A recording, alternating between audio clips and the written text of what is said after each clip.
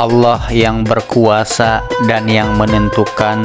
Allah jelaskan dalam Al-Quran surat Al-Baqarah ayat 163 sampai 171 yang artinya, dan Tuhanmu adalah Tuhan yang Maha Esa, tidak ada Tuhan yang berhak disembah melainkan Ia, yang Maha Pemurah lagi Maha Penyayang.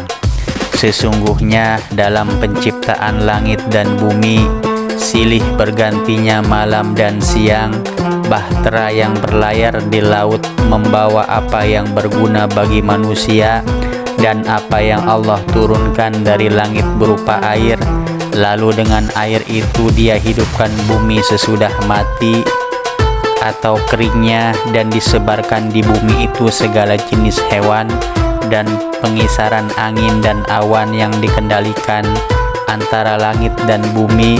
Sungguh terdapat tanda-tanda keesaan dan kebesaran Allah bagi kaum yang memikirkan.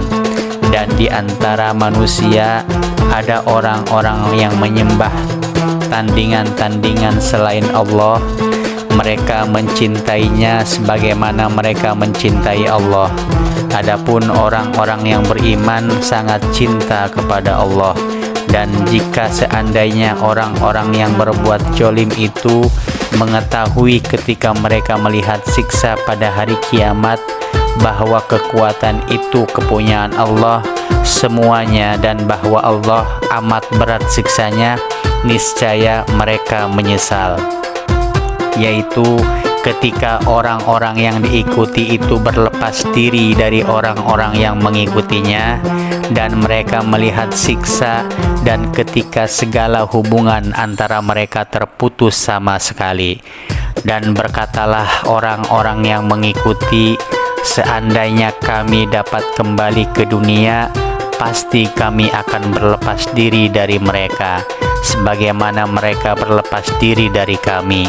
Demikianlah Allah memperlihatkan kepada mereka amal dan perbuatannya menjadi sesalan bagi mereka, dan sekali-kali mereka tidak akan keluar dari api neraka.